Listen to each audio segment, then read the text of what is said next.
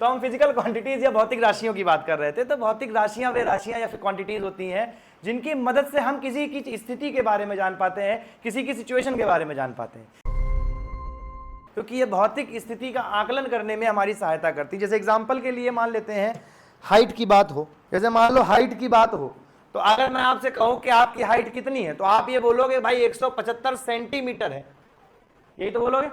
हम आपसे पूछेंगे कि भाई बिल्डिंग कितनी ऊंची है, तो आप कहोगे 100 मीटर है।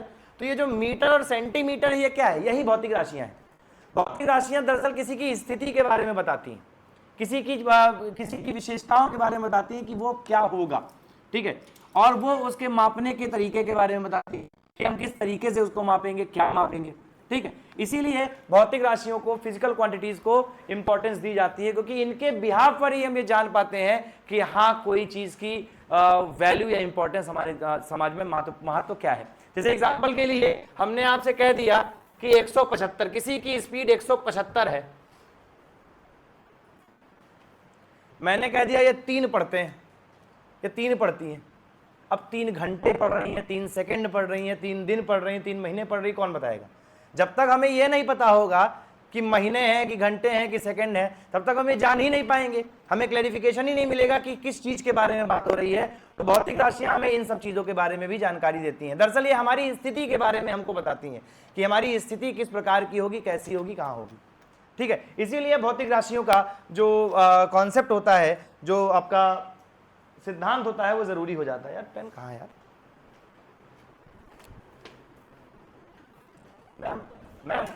मैम पेन नहीं है यहाँ पे? हाँ, उंगली से इंक ज्यादा देर नहीं निकलती ना, थोड़ी देर निकलती।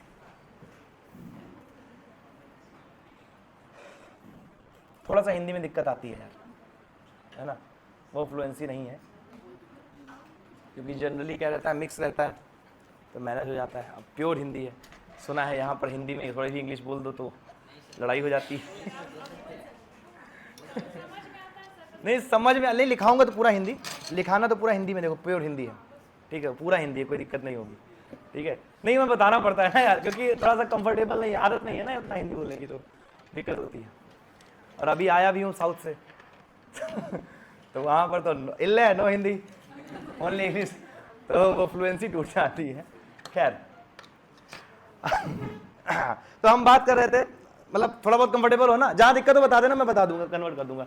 थोड़ा सा कंफर्टेबल होकर पढ़ाऊंगा तो थोड़ा समझ में समझा भी पाऊंगा और चीजें रिलेट भी कर पाऊंगा, है ना। खैर, तो हम फिजिकल क्वांटिटीज या भौतिक राशियों की बात कर रहे थे। तो भौतिक राशियां वे राशियां या फिर क्वांटिटीज होती हैं जिनकी मदद से हम किसी की स्थिति के बारे में जान पाते हैं, किसी की सिचुएशन के बारे में जान पाते हैं। जब हमें उसकी स्थिति के बारे में पता होगा तो हमको ये क्लैरिटी आती है, हमको ये स्पष्टता आती है कि किस तरीके से हम इसके बारे में आगे चल के कोई डिसीजन लेंगे या कोई फैसला ले रहे होंगे। भाई जैसे मान लेते हैं अगर किसी की स्पीड बताई जा रही है, कह दिया वो 23 के भाग रहा है, 23 से क्या भाग रहा है? किलोमीटर प्रति घंटे की स्पीड से भाग रहा है, मीटर प्रति सेकंड की स्पीड से भाग रहा है। अगर आप हमें बताओगे ही नहीं कि उसकी गति कितनी है, ठीक है, और किस राशि से भाग रहा है, तो हम जान ही नहीं पाएंगे।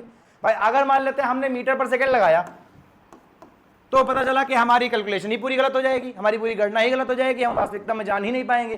तो भौतिक राशियों में सबसे जरूरी चीज होती है कि भाई ये किसी की स्थिति के बारे में बताएं। भौतिक राशियां 2 तरीके की होती हैं, एक होती है मूल राशियां और एक होती है व्युत्पन्न राशियां। व्युत्पन्न, हाँ, एक होती है मूल राशियां, दूसरे को बोलते हैं व्युत्पन्न यानी कि डिराइव्ड क्वांटिटीज। एक होती है फंडामेंटल क्वांटिटीज, दूसरी होती है डिराइव्ड क्वांटिटीज। फंडामेंटल क्वांटिटीज या मूल राशियां वे राशियां होती हैं जो बेसिकली सबसे इंपॉर्टेंट है, और दूसरी चीज वो एक दूसरे से इंडिपेंडेंट होती हैं, यानी कि स्वतंत्र होती है, वो एक दूसरे पर निर्भर नहीं करती। जैसे कि एग्जांपल के लिए हमने आपको यहां पर गति की बात की, स्पीड की बात की, तो स्पीड का फॉर्मूला होता है डिस्टेंस अपॉन टाइम, यानी कि दूरी बटे समय। तो यहां पर जो आपकी गति है वो दूरी पर भी निर्भर करती है और समय पर भी निर्भर करती है। लेकिन अगर मैं सिर्फ आपसे बात करता दूरी की, डिस्टेंस की बात करता, तो क्या ये किसी पर निर्भर कर रही थी? नहीं, ये अपने आप में स्वतंत्र है। आप डिस्टेंस को किसी चीज से बांध नहीं सकते, इसी प्रकार से समय को आप किसी चीज से बांध नहीं सकते। तो ऐसी राशियां या ऐसी क्वांटिटीज जो पूरी तरीके से पूर्ण रूप से स्वतंत्र होती हैं, जिनमें कोई बाउंडेशन नहीं होती, कोई बंधन नहीं होता, और वो एक दूसरे पर निर्भर नहीं करती, उनको बोलते हैं मूल राशियां, ठीक है। उसके अलावा अगर हम बात करें यहां पर डिराइव्ड क्वांटिटीज की या व्युत्पन्न राशियों की, तो व्युत्पन्न राशियां वे राशियां होती हैं जो एक दूसरे पर निर्भर करती हैं। जैसे कि यहां पर हमने बताया स्पीड, तो स्पीड होता है मीटर पर सेकेंड, यही तो होता है किलोमीटर प्रति घंटा। तो यानी कि वो एक घंटे में कितने किलोमीटर चला, एक सेकंड में कितने मीटर चला, इस बात पर निर्भर करता है। और ये इन दो चीजों के बिना इसको बताया नहीं जा सकता। अगर मैं आपसे कहूं कि बिना मीटर पर सेकंड के स्पीड बताओ, ठीक है, अब मैं अपने दिमाग में सोच के बैठा हूं कि ये लड़का मीटर पर सेकंड में बताएगा, और तुमने क्या क्या किलोमीटर प्रति आवर में बता दिया, तो हम तो यही चिल्लाते रहेंगे तुम गलत बोल लो गलत बोल लो, लेकिन तुम कहोगे हम तो सही बोल रहे हैं, हम तो सही बोल रहे हैं। अब दोनों ही लोग सही है, दोनों ही लोग गलत है यहाँ पर। क्यों? क्योंकि एक दूसरे में कोऑर्डिनेशन ही नहीं है, एक दूसरे में कोई आपका सिंक्रोनाइजेशन नहीं है कि भाई कैसे बात कर रहे हैं, किस बारे में बात कर रहे हैं। तो इसीलिए यहाँ पर राशियों के बारे में बताना जरूरी हो जाता है। तो दो प्रकार की राशियां होती हैं, एक होती है मूल राशि, एक होती है व्युत्पन्न राशि।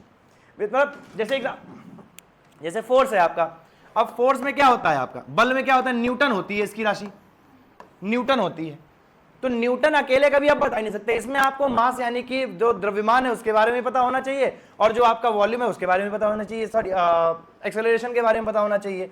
जब आपको दोनों, त्वरण जिसको बोलते हैं, तो त्वरण और मास दोनों के बारे में जब पता होगा तब आप जो है फोर्स के बारे में पता कर पाओगे, आप ये बता पाओगे अच्छा इसकी जो SI यूनिट है वो न्यूटन है और इतने न्यूटन का बल लग रहा है। अगर इनमें से कोई भी चीज मिसिंग हुई तो आप इसके बारे में पूर्ण जानकारी नहीं दे पाओगे। ये होता है आपका फंडामेंटल राशियां यानी कि मूल राशियां एवं व्युत्पन्न राशियों के बीच में अंतर। अब यहां पर ये अंतर कैसे पता चलता है और कौन कौन सी मूल राशियां होती है, तो अभी मैंने आपको बताया कि कुल मिलाकर 7 मूल राशियां होती हैं। अच्छा ओके ठीक है, कुल मिलाकर 7 मूल राशियां होती हैं। कौन कौन सी राशियां होती हैं, तो सबसे पहले आपका यहां पर आ जाता है मास। मास को मापते किससे हैं, किलोग्राम से, ठीक है, मास को मापा जाता है किलोग्राम से। उसके बाद आपका यहां पर दूसरी आ जाती है लेंथ यानी कि दूरी, दूरी को मापते हैं किससे, मीटर से, ठीक है। उसके बाद आपका यहां पर आ जाता है समय, समय को किससे मापते हैं, टाइम से, यानी सॉरी सेकंड से, समय को समय से माप रहे हैं, वाह ठीक। उसके बाद आपका फिर आ जाता है यहां पर टेम्परेचर यानी कि तापमान, और तापमान को मापते हैं केल्विन से कि कितने केल्विन है, ठीक है, कितने केल्विन है। 0 डिग्री बराबर कितना होता है, कितने केल्विन होता है, आए 200 माइनस 273, हाँ कौन हाँ बोला, ठीक है 273 में बाद में फिर ऐड करते चले जाते हैं, है ना, ठीक है। टेम्परेचर आपका केल्विन से हो जाता है। उसके बाद आपका यहां पर आ जाता है करंट, ठीक है, करंट किससे आता है, तो करंट आपका यहां पर मापा जाता है एम्पेयर से, एम्पेयर से मापा जाता है कि भाई इतने एम्पेयर का करंट रहेगा, इतने एम्पेयर का सब चीजें रहेंगी। उसके बाद आपका यहां पर आ जाता है करंट हो गया, फिर यहां पर आ जाता है मोल या अमाउंट ऑफ सब्सटेंस, यानी कि जो आपके पास द्रव्य है, जो वस्तु है, उसकी मात्रा कितनी है, तो मात्रा यहां पर मोल में मापी जाती है। देखिए अब हम पहले सब एक चीज यहां पर और चीज समझ लीजिए कि हम इन सब चीजों को ही क्यों ले रहे हैं, हम और भी चीजों को तो ले सकते थे। ये वो न्यूनतम चीजें हैं या वो न्यूनतम राशियां हैं जिनको और ज्यादा तोड़ने का कोई आम जनता के लिए मकसद नहीं होता। जैसे आम जनता के तौर पर अगर आप देखोगे तो आपको मोल लेवल तक ही जानना है, आपको कितने एम्पेयर करंट आ रहा है उतना ही जानना है। अब उससे नीचे जाके क्या करोगे, वो जो साइंटिस्ट रिसर्चर वो करते रहे अपना, हमसे क्या मतलब है ना। इसीलिए ये वो मिनिमल क्वांटिटीज होती हैं जिनको यूनिट बनाया जाता है।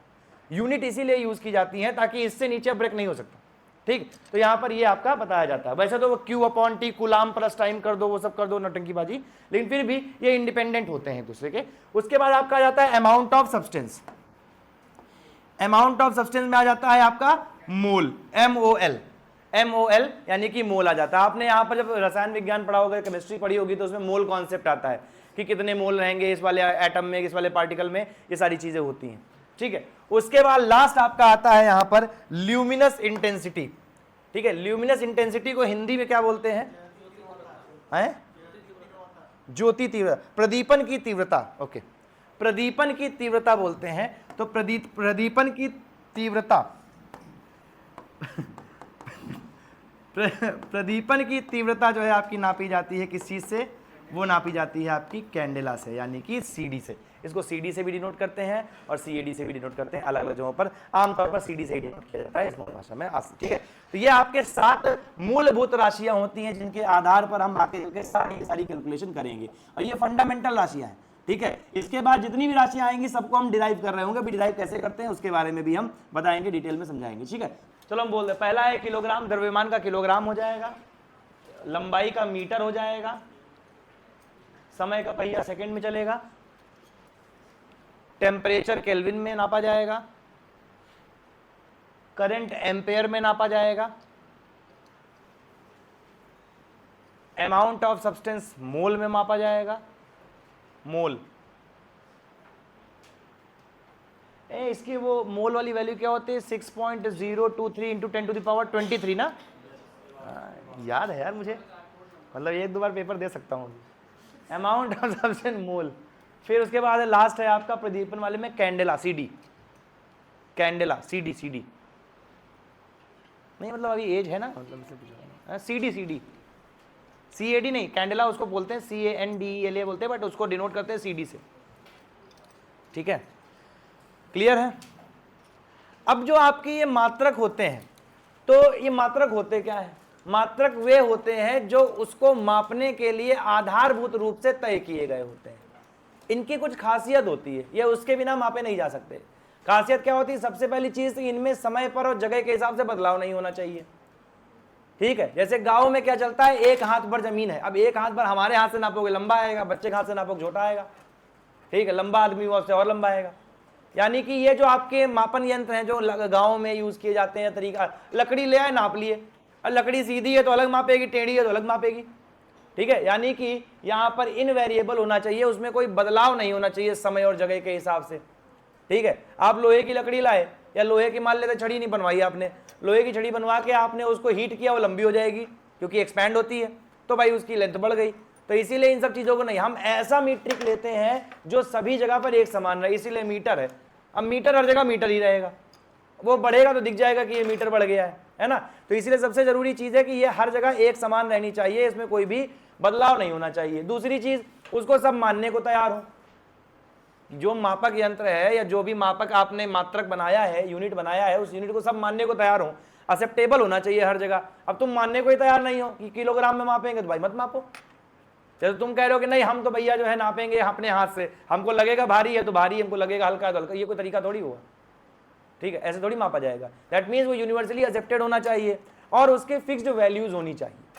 अगर उसके फिक्स्ड वैल्यूज भी नहीं है तो भी उसका कोई मायने नहीं बनते, क्योंकि अल्टीमेटली फिक्स्ड वैल्यूज अगर नहीं होंगी तो काम कैसे चलेगा। मान लेते हैं यहाँ 100 मीटर की लंबाई अलग है, वहाँ 100 मीटर की लंबाई अलग है। जैसे एग्जाम्पल के लिए पसेरी, यहाँ पसेरी कितने किलो में आता है, 5 किलो में, यूपी में 2.5 किलो चलता है, ठीक है। इतना डिफरेंस आ जाता है कि एक जगह आपका 2.5 किलो में हो जा रहा है, एक जगह आपका 5 किलो में हो रहा है। तो अब जब इतना डिफरेंस आएगा तो काम तो नहीं चलेगा। इसीलिए हर जगह एक जैसी वैल्यू होनी चाहिए, एक जैसा इसका मूल्य होना चाहिए, तब जाके यहाँ पर काम हो पाता है, ठीक है। आसानी से परिभाषित हो और अन्य मात्रकों के पदों में लिखने योग्य होना चाहिए। लिखने योग्य का मतलब देखो, इसका मतलब ये समझो कि आप मीटर को इजीली समझा पाओ, ठीक है, मीटर को इजीली समझा पाओगे, मीटर क्या है। अब मैं यहां पर कोई कहानी लिख दूं कोई, ठीक है, कि वह इतनी तेज से भागा, इतनी तेज से भागा जितनी तेजी से भागा जा सकता था, तो ये कोई वो मीट्रिक थोड़ी, इसको समझाओगे कैसे। बट मीटर का मतलब हाँ, इतने मीटर इतने सेकंड में भागा। तो जो भी आप यूनिट यूज करोगे, यूनिट की सबसे पहली कंडीशन होगी कि वो आसानी से लोगों को समझ में आए, वो इजीली बताया जा सके, इसलिए इसको जो है एक्सप्लेन किया जा सके, ये सबसे जरूरी कंडीशन है, ठीक है। चलिए अब आते हैं, हेडिंग डाल लीजिएगा, मात्रकों की प्रणाली। मात्रकों की प्रणाली, मात्रकों की प्रणाली। जनरली हम देखते हैं तो 3 प्रकार के हमारे सिस्टम देखने को हमको मिलते हैं, ठीक है। एफपीएस सिस्टम देखने को मिलता है, इसको एफपीएस प्रणाली बोलते हैं, एफपीएस प्रणाली बोलते हैं, एमकेएस प्रणाली बोलते हैं और सीजीएस प्रणाली बोलते हैं। शुरुआत में हर जगह एफपीएस प्रणाली का ही प्रयोग किया जाता था, हर जगह एफपीएस इसलिए यूज करते थे क्योंकि हर जगह ब्रिटिशर्स थे, और मेजरली जो है सारे जो रूल्स एंड रेगुलेशंस है वो शुरुआत में ब्रिटिशर्स नहीं बनाए थे, तो इसलिए उन्होंने इसको ही प्रोपोगेट किया था कि हर जगह चलता है, ठीक है। अच्छा, ये थोड़ा अलग भी रहते थे अपने आप को एलीट प्रूव करने के लिए कि हम तो अलग हैं, हम आप में मत मिलाइए हमको टाइप्स। तो यहाँ पर आपका एफपीएस प्रणाली है, आज भी यूज करते हैं अपने देश के अंदर, लोकल लेवल पे, अंतरराष्ट्रीय स्तर पे तो नहीं लेकिन लोकल लेवल पे यूज करते हैं। इसमें होता क्या है, तो एफ का मतलब होता है यहाँ पर फुट, पी का मतलब होता है यहाँ पर पाउंड, और एस का मतलब होता है यहाँ पर सेकंड। मतलब ये क्या करते हैं, कोई भी जो मात्रा होती है वो फुट, पाउंड और सेकंड में मापते हैं। जैसे कि 1 फुट बराबर कितना होता है, 30 सेंटीमीटर होता है, ठीक है, 1 पाउंड बराबर होता है 0.454 किलोग्राम। ठीक है, सेकंड तो सेकंड होता है, उसमें तो कुछ कहने वाला बात नहीं है। ठीक है, तो इस तरीके से क्या करते हैं यहाँ पर, ये डिफरेंट तरीकों से इसको मापते हैं। उसके बाद आपका जो दूसरा इंपॉर्टेंट प्रणाली आती है वो आती है फिर सीजीएस प्रणाली, जो उसके बाद डेवलप की गई। सीजीएस प्रणाली बेसिकली जो माइक्रो लेवल की चीजें होती हैं उनको मापने के लिए किया जाता है। माइक्रो लेवल का मतलब जो बहुत छोटे स्तर पर हो रही होती हैं, क्योंकि वो सेंटीमीटर के स्तर पर हो रही होती हैं या ग्राम के स्तर पर हो रही होती हैं, जिसमें बड़ी हैवी क्वांटिटीज को इन्वॉल्व नहीं किया जाता। तो यहां पर आपका सी फॉर हो जाता है सेंटीमीटर, जी फॉर हो जाता है आपका ग्राम, और एस फॉर आपका हो जाता है सेकंड। ये माइक्रो लेवल पे यूज किया जाता है। तीसरा आपका होता है एमकेएस प्रणाली। एमकेएस प्रणाली के अंतर्गत क्या होता है, मीटर, के का मतलब हो जाता है यहां पर किलोग्राम, और एस का मतलब हो जाता है यहां पर सेकंड। तो जो एमकेएस प्रणाली है ये ज्यादातर जगहों पर बड़े स्तर पर यूज की जाती है। बाद में जब इंटरनेशनल यानी अंतरराष्ट्रीय स्तर पर प्रणाली का निर्माण हुआ, यानी कि जिसको अंतरराष्ट्रीय मात्रक बोलते हैं, तो वहां पर क्या किया गया, एमकेएस सिस्टम में थोड़ा सा मॉडिफिकेशन कर दिया गया, थोड़े से बदलाव कर दिए गए, और इसी में क्या किया, कुछ एडिशनल वो लाके, यानी कि जो 4 आपको और लिखाए थे हमने, वो 4 लाके यहाँ पर जोड़ दिए और टोटल एक सिस्टम फॉर इंटरनेशनल यूनिट्स बना दिया, यानी कि अंतरराष्ट्रीय प्रणाली हमने यहाँ पर निर्मित कर दी, जो आज वर्तमान समय में प्रयोग होती है। यह अंतरराष्ट्रीय प्रणाली के अंतर्गत टोटल 7 मात्रक होते हैं। कौन कौन से होते हैं, तो आपका जो हमने लिखा है, पहले मास हो गया, लेंथ हो गया, टाइम हो गया, टेम्परेचर हो गया, करंट हो गया, मोल हो गया, और उसके बाद ल्यूमिनस इंटेंसिटी यानी प्रदीपन की तीव्रता हो गया। तो ये 7 आपके टोटल यहाँ पर आ जाते हैं जो इस प्रणाली के अंतर्गत यूज किए जाते हैं, किसमें, एसआई यूनिट में। अच्छा, ये तो वो है जो आधारभूत है, यानी कि मूल राशियां हैं। इसके अलावा भी एसआई यूनिट में अलग अलग आती है, जैसे न्यूटन आ गया, जूल आ गया, ठीक है, ये सारी अलग अलग आती हैं। क्यों आती हैं, क्योंकि इनके आधार पर क्या किया जाता है, आगे सभी को डिराइव किया जाता है, व्युत्पन्न किया जाता है। ठीक है भाई, शुरुआत में हमने मूल राशि पढ़ ली, तो जब मूल राशि हमको पता रहेगी तो बाद में हम व्युत्पन्न कर लेंगे चीजों को। आप बचपन में जब पढ़ते हो तो एबीसीडी पढ़ते हो, आपको एबीसीडी बता दी जाती है, काका काका बता दिया जाता है। उसके बाद जितने भी वाक्यों का निर्माण है, शब्दों का निर्माण है, वो धीरे धीरे करके आप बनाते रहते हो, उनको पढ़ते रहते हो, समझते रहते हो। यही एक स्टैंडर्ड प्रणाली होती है, एक स्टैंडर्ड तरीका होता है काम करने का। तो वही चीज मैंने आपको यहाँ पर समझाई और बताई है। इज इट क्लियर, कोई दिक्कत यहाँ पर? देखो, अगर आप एग्जाम्पल इंग्लिश में भी लिख रहे हो तो एक चीज ध्यान रखना, लिपि देवनागरी रखना, चल जाएगा। जैसे मान लेते हैं आपको किसी चीज की हिंदी नहीं आ रही, ठीक, आपको आपकी फोर्स की हिंदी नहीं आ रही, तो फोर्स का मतलब ये FORC नहीं लिखना है, आपको ऐसे लिखना है, चल जाएगा, कोई दिक्कत नहीं है। लेकिन हर जगह नहीं, 1-2 जगह मान लो जैसे कोई कठिन हिंदी है, नहीं आ रही, कोई बात नहीं, चल जाएगा, ये चलता भी है, क्योंकि सबको पता है हिंदी में माध्यम वालों के हाल, ठीक है, ये दिक्कत है भारत में, तो इसलिए चल जाता है। लेकिन अब कह दो कि हर जगह लिख दो तो दिक्कत होगी, लेकिन लिपि नहीं चेंज होनी चाहिए। लिपि चेंज करोगे तो वो खिचड़ी लगेगी और वो कॉपी अच्छी नहीं लगती, तो इसीलिए वो मत करना। लिपि समझ रहे हो क्या होती है, तब ठीक। क्या लिपि है हिंदी की, तब ठीक। चलो, मात्रकों की पद्धतियां, अब एसआई यूनिट में आपके क्या हो गए, वो जो 4 और थे आपके, वो भी जुड़ जाएंगे इसमें, ठीक है, टोटल 7 हो जाएंगे। 3 एमकेएस में थे, 4 और जुड़ गए, टोटल 7 हो गए, तो संशोधन किया गया था, टोटल 7 हो गए। क्लियर है? लास्ट के 4 जो थे, टेम्परेचर, करंट, ल्यूमिनस इंटेंसिटी और मोल, हाँ वो लिखवा दिए सातों। तो पहले 3 थे एमकेएस में, बाद में 4 और जोड़ दिए गए, तो टोटल वर्तमान में 7 भौतिक राशियां आपकी होती हैं। उसके बाद आपकी जितनी भी राशियां सारी व्युत्पन्न राशियां हो जाती हैं, उनसे आपका काम होता है। अब आते हैं यहां पर विमा। विमा का मतलब क्या होता है, विमा का मतलब होता है डायमेंशन। डायमेंशन बेसिकली आपको उसकी स्थिति के बारे में जानकारी देती है कि what actually about it is, ये वास्तव में है किस बारे में। जैसे कि मान लेते हैं आप जो भी बात कर रहे थे अभी राशियों के बारे में, तो ये राशियां थी, राशियां आपकी लेंथ बता रही थी, डिस्टेंस बता रही थी, आपका भार बता रही, सब बता रही थी, लेकिन ये किस रिस्पेक्ट में बताएंगी, वास्तव में किस स्थिति में बताएंगी, ठीक है, वो आपकी जानकारी कौन देता है, उसकी विमा जानकारी देती है। विमा की सहायता से हम ये जान पाते हैं कि ये किस बारे में बात कर रहा है। जैसे मान लेते हैं कल को आपको कोई ये ना बताए कि किलोग्राम क्या होता है, मीटर क्या होता है, लेकिन आपसे कहते हैं भैया 3 मीटर, तो आपको पता होना चाहिए अच्छा ये लेंथ के बारे में बात कर रहा है। समझ रहे हैं? इस तरीके से जो विमा होती है उसकी वास्तविक स्थिति के बारे में बताती है कि एक्चुअल में ये है क्या, वास्तव में ये है क्या चीज। ठीक है, हमारे पास टोटल 7 विमाएं हैं अभी के लिए, ठीक है, क्योंकि 7 हमारे पास भौतिक राशियां हैं, तो 7 हमारे पास क्या हो जाएंगी, विमाएं हो जाएंगी। कौन कौन सी? तो जहां पर आपका मास था उसके लिए यूज होता है m, लेंथ है तो यानी कि जहां लंबाई वहां उसके लिए यूज होता है l, फिर उसके लिए आपका यहां पर यूज होता है t, फिर उसके लिए यहां पर याद आपका यूज होता है a, और a के साथ यहां पर यूज हो सकता है i भी, यानी कहीं कहीं a किसके लिए यूज हो रहा है, किसके लिए प्रयोग हो रहा है, करंट के लिए, तो करंट के लिए i भी प्रयोग होता है और a भी प्रयोग होता है, आप कोई भी चीज प्रयोग कर सकते हो। उसके अलावा यहां पर होता है k, और k के अलावा यहां पर कई लोग इसको थीटा के रूप में भी प्रयोग करते हैं, थीटा के रूप में ही प्रयोग करते हैं, लेकिन ज्यादातर लोग इसको k में ही दिखाते हैं। थीटा में इसलिए कभी कभी कोई कंफ्यूज कर जाता है, क्योंकि जब रेडियन की बारी आती है तो लोग कंफ्यूज कर जाते हैं, क्योंकि रेडियन भी थीटा से ही दिखाया जाता है, ठीक है, हालांकि रेडियन को r से भी कुछ लोग डिनोट करते हैं, तो कंफ्यूजन ना हो इसलिए ज्यादातर k में ही यूज किया जाता है। इसके बाद आपका आ जाता है मोल, और एक चीज ध्यान रखिएगा, हमेशा विमाएं जो है इस तरीके से ही लिखी जाएंगी, स्क्वायर ब्रैकेट्स ही डायमेंशन को शो करेंगे, ठीक है, बिना स्क्वायर ब्रैकेट के विमा नहीं लिखी जाएगी। तो मोल हो जाएगा, और लास्ट में आपका क्या हो जाएगा, सीडी हो जाएगा, जो कि आ जाएगा प्रदीपन की तीव्रता के लिए। तो ये 7 विमाएं होती हैं जो भौतिक राशियों के बारे में बताती हैं। अब इनसे ही सारी व्युत्पन्न राशियां या व्युत्पन्न से जो आपकी विमाएं होंगी वो निकलेंगी, और कैसे निकलेंगी वो भी मैं आपको समझाने की कोशिश भी करूंगा, ठीक है। ये चीज क्लियर हुई कि विमा क्या होती है।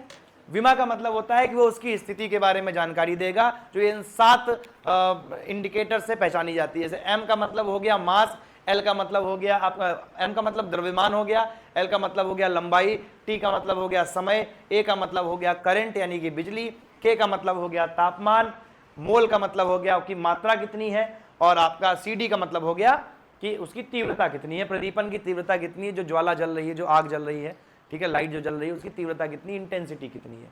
तो ये आपकी 7 विमाएं होती हैं जिनके बेसिस पर हम आगे काम करते हैं, ठीक है। यहां तक किसी को कोई दिक्कत। अब विमाएं निकलती कैसे हैं, तो ये तो आपकी भौतिक राशियों के लिए निकल के आ गई, लेकिन हम हर जगह तो भौतिक राशियां पढ़ते नहीं भाई, लेंथ खाली लेंथ तो पढ़ते नहीं। जनरल एस्पेक्ट में देखें, हम आमतौर पर देखें, आम भाषा में समझें, तो हमारे जीवन में हर प्रकार की राशि होती है, ठीक है। हम मकान खरीदने गए, पूछते कितना एरिया है, ठीक, हम गाड़ी से घर पहुंचे, पापा पूछे कितनी तक चल के आए, समझ रहे हो, यानी कि हर एक की अपनी जरूरत। तो हम यहाँ पर विमाओं का व्युत्पन्न उसको डिराइव करते हैं, उनको व्युत्पन्न करके बनाते हैं। जैसे एग्जांपल के लिए अगर कोई हमसे पूछे कि भाई एरिया की विमा कितनी होगी, तो एरिया जो है अगर हम देखें नॉर्मल तौर पर क्या होता है, एरिया आपका हो जाता है भाई लेंथ इंटू लेंथ, अगर स्क्वायर है तो जनरली, ठीक है, तो एरिया आपका हो जाता है लेंथ इंटू लेंथ। तो इसको यहां पर कैसे लिख लेंगे, एल की पावर 2।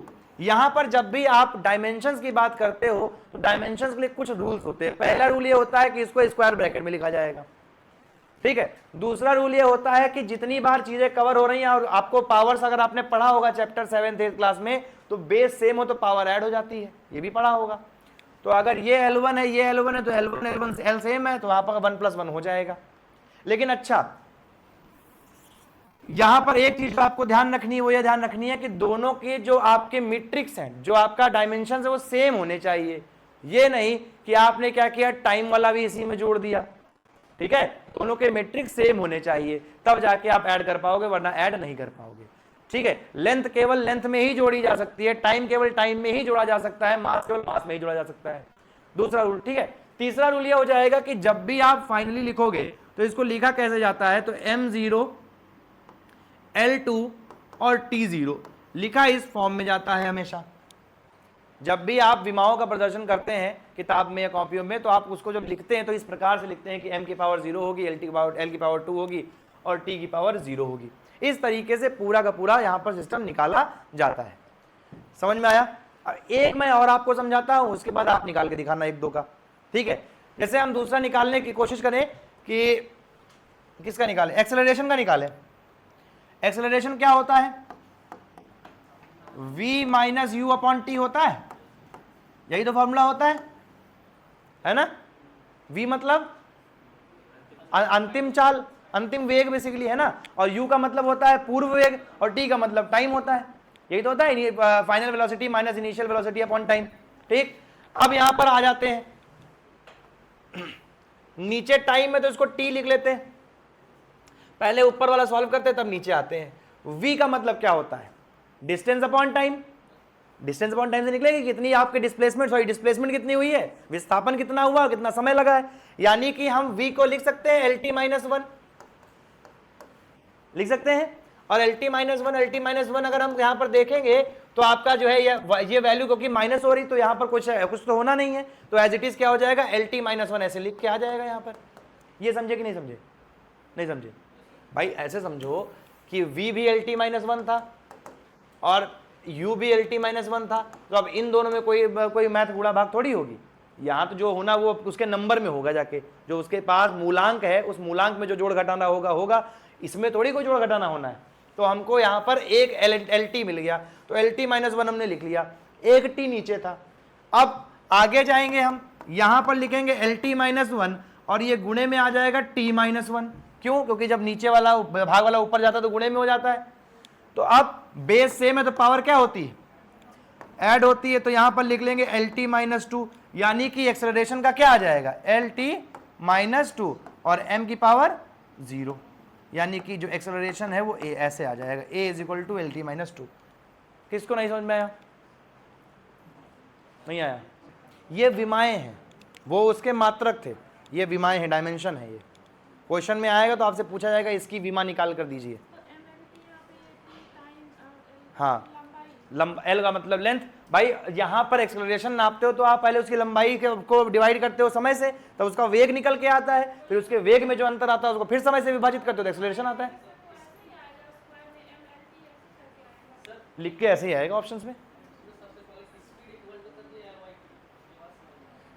नहीं, मतलब वो तो चलो हम कर देंगे, ये कॉन्सेप्ट ही समझ में नहीं आया। चलो जब फिर से मैं बताता हूँ, देखो सुनो। पहले मुझे ये बताओ स्पीड क्या होती है? स्पीड बराबर क्या होता है? डिस्टेंस अपॉन टाइम होता है। इसमें किसी कोई दिक्कत है? डिस्टेंस को कैसे मापते हैं? L से। टाइम को कैसे मापते हैं? T से। तो स्पीड बराबर क्या हो गया? LT-1 हो गया। यहां तक कोई दिक्कत? ये कैसे आया है ना? तो भैया जब T नीचे है डिवाइड में, ये ऊपर जाएगा तो पावर माइनस में हो जाएगी, नहीं हो जाएगी? इसमें कोई दिक्कत है किसी को? तो ये हो गया S बराबर LT-1, ये एक हो गया। ठीक, अब यहां पर हमको निकालनी क्या है? एक्सेलरेशन निकालनी, तो V माइनस U निकालनी है। अब V माइनस U निकालना है, अपॉन T करना है, तो भैया V भी LT-1 है और U भी LT-1 है। ठीक है, तो ये तो आपके विमाएं है ना, विमाओं में थोड़ी जोड़ घटाना होता है, वो तो पीछे लगी रहेंगी। जैसे सेंटीमीटर लिखा हुआ है तो मान लेते हैं सेंटीमीटर से सेंटीमीटर माइनस करोगे तो ये 0 थोड़ी हो जाता है, वो तो सेंटीमीटर ही रहेगा ना। आप उसके आगे चाहे 0 लिखो चाहे जो लिखो, वो आपकी मर्जी है। तो हमने LT-1 कॉमन ले लिया, अपना वो हो गया, यानी कि ऊपर आ गया LT-1। अब एक T नीचे था, यानी कि ये फिर ऊपर जाएगा। अब ये LT-1 पहले से था और T-1 एक बार और आ गया, तो बेस सेम में पावर ऐड हो जाएगी। यही तो होता है जब बेस सेम होती है। तो यहां पर क्या आ गया? LT-2 आ गया। ठीक है, तो एक्सेलरेशन बराबर आ गया LT-2। लेकिन कई जगहों पे ऑप्शन में क्या जाता है, ऐसे लिख के दे देंगे आपको कंफ्यूज करने के लिए m0, तो आप जो है धरने प्रदर्शन पे बैठ जाओगे कि सरकार ने अच्छे ऑप्शंस नहीं दिए, सही ऑप्शंस नहीं दिए। तो वो आपकी गलती थी कि आपको नहीं पता था कि जनरली अगर लिखा जाता है तो ऐसे लिख दिया जाता है। अगर खाली LT-2 लिखा है तो भी सही है, अगर m0 LT-2 लिखा है तो भी सही है। आमतौर पर विज्ञान की भाषा में m0 LT-2 लिखते हैं, लेकिन अगर नहीं लिखा है तो आप LT-2 को भी सही करके चले जाओगे, दोनों ही ऑप्शन आपके सही हो जाएंगे। अभी समझ में आया? ठीक है, तो जरा मुझे फोर्स का निकाल के दिखाओ एक बार को।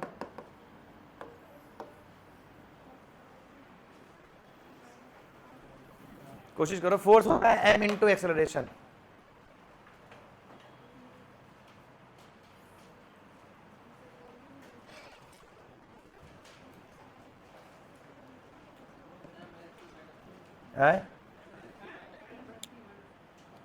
कुछ करना ही नहीं था, एक्सेलरेशन मैंने बता ही दिया था, खाली मास ही तो ऐड करना था।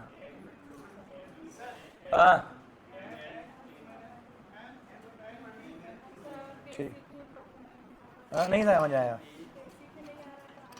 अरे क्यों फिर डर गए तुम लोग? फिर वही बात, इससे एक क्वेश्चन आना नहीं आएगा, छोड़ देना यार, बात खत्म। क्यों टेंशन ले रहे हो? तुम लोगों को एक बात बताओ, ओरिएंटेशन हुआ था तुम लोगों का? ओरिएंटेशन हुआ था जब बैच ज्वाइन किए थे? क्या बताया था? कौन बताया था? कौन लिया था ओरिएंटेशन? हम ही लिए थे।